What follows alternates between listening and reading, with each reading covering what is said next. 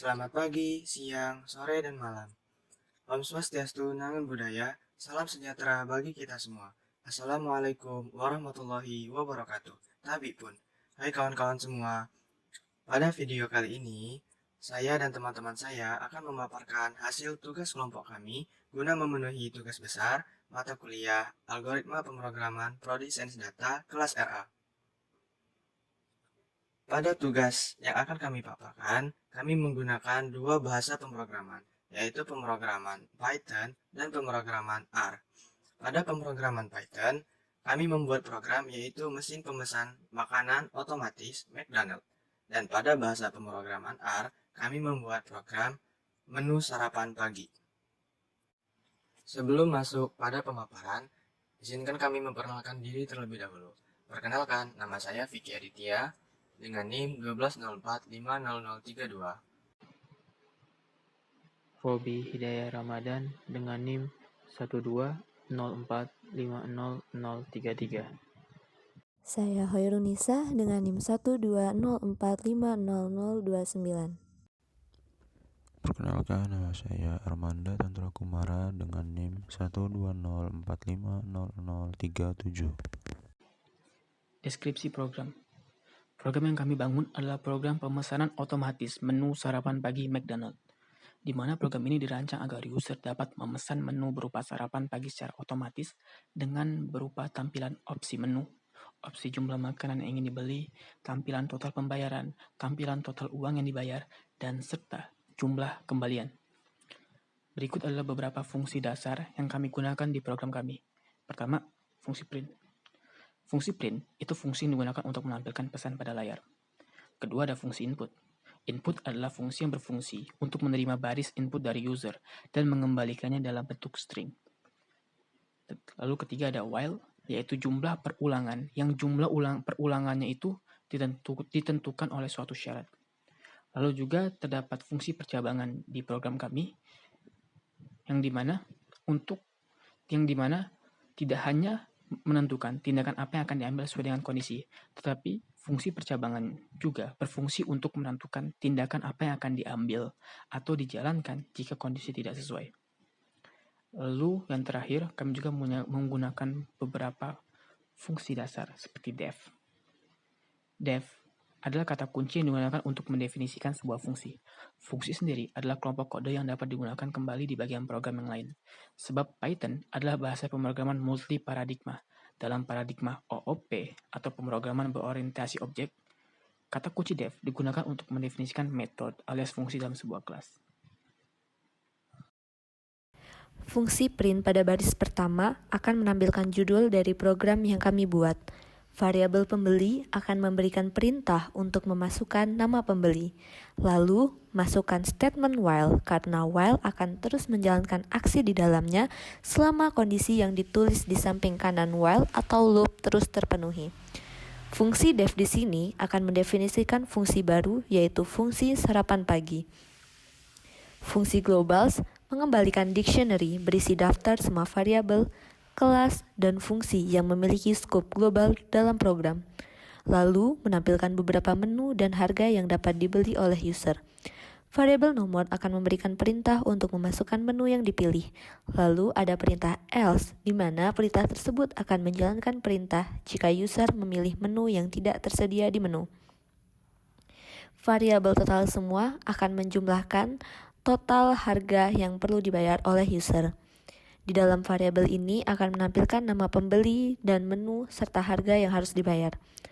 Lalu def pesanan akan mendefinisikan fungsi baru yaitu pesanan. Variabel uang akan memberikan perintah untuk memasukkan jumlah uang untuk membayar makanan yang telah dibeli. Lalu ada perintah if, else, elif, di mana perintah ini akan mengolah data yang dimasukkan. Apakah uang yang dibayarkan perlu kembalian, kurang, atau cukup. Dan terdapat perintah salam terakhir jika sudah selesai bertransaksi. Fungsi dasar yang digunakan.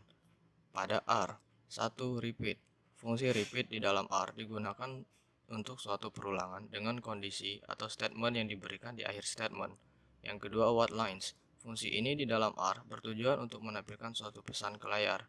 Yang ketiga, ada if, else, dan else, digunakan untuk mengontrol aliran flow suatu program, sehingga memungkinkan kita untuk mengeksekusi blok kode tertentu tergantung dengan suatu kondisi yang telah diberikan. Yang keempat, break, digunakan untuk memberhentikan perintah di dalam loop, dan akan program langsung mengeksekusi perintah yang diberikan pada pernyataan berikutnya. Langkah pertama adalah dengan membuat variabel yang digunakan untuk menyimpan data. Lalu fungsi C di sini bertujuan untuk mengembalikan data bertipe vektor. Lalu pada screenshotan yang kedua, fungsi repeat pada gambar di atas bertujuan mengulang sebuah statement atau perintah yang terdapat di dalam curly brackets. Fungsi redness bertujuan untuk menampilkan pesan pada layar. Pada program kami ingin menampilkan daftar sarapan pagi McDonald sebagai opsi pilihan menu bagi user. Lalu kami membuat variabel baru yaitu pilih menu dengan perintah readline di dalamnya bertujuan agar program dapat membaca data yang diinputkan oleh user. Lalu, screenshotan yang selanjutnya menggunakan fungsi if untuk membuat suatu statement bercabangan. Jika user menginputkan data berupa 1, maka program akan menjalankan statement di bawahnya, yaitu berupa perintah readline, nama pembeli, nama sarapan pagi, serta harga sarapan. Agar perintah di atas dapat dilakukan secara berulang satu persatu, oleh karena itu kami menggunakan fungsi for, yang sehingga kami membuat variabel baru seperti nama pembeli, nama sarapan pagi, serta harga sarapan yang bertujuan agar data yang diinput oleh user akan disimpan di variabelnya masing-masing. Untuk itu, kami menggunakan fungsi append. Lalu, screenshotan yang selanjutnya, perintah di atas bertujuan untuk memberikan perintah lain yang akan dieksekusi jika statement perintah tidak terpenuhi. Dengan kata lain, jika user menginput data berupa 2, maka perintah ini yang akan dieksekusi oleh program, yaitu menampilkan data-data berupa data frame seperti data nama pembeli, nama sarapan pagi, serta harga sarapan. Lalu di baris terakhir terdapat perintah berupa readline bertujuan untuk membaca data input dari user. Pada kasus program di atas berupa Y atau N, yang dimana Y tersebut program ya, N dan program no. Dan jika user menginputkan data berupa Y, N, maka program akan berlangsung berhenti. Berikut adalah tampilan flowchart pada Python dan R.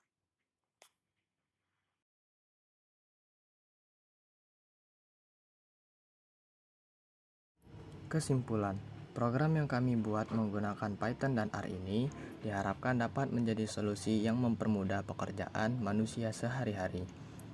Seperti dalam memesan makanan dengan mesin otomatis ini, diharapkan bisa mengatasi antrian yang sering terjadi di kafe atau outlet merek makanan tertentu. Selain itu, manusia bisa terbantu dengan tidak perlu mencatat pesanan atau menghitung manual total pesanan karena semua itu bisa dikerjakan oleh program yang kami buat. Program yang kami buat tentu masih sederhana dan memiliki banyak kekurangan. Jadi, perlu dilakukan pengembangan lebih lanjut agar pekerjaan dari program ini bisa lebih efisien, sederhana, dan mudah dipahami. Baik, sekian presentasi dari kami. Thanks for your attention. Om Swastiastu, Namo Buddhaya. Salam sejahtera bagi kita semua. Assalamualaikum warahmatullahi wabarakatuh.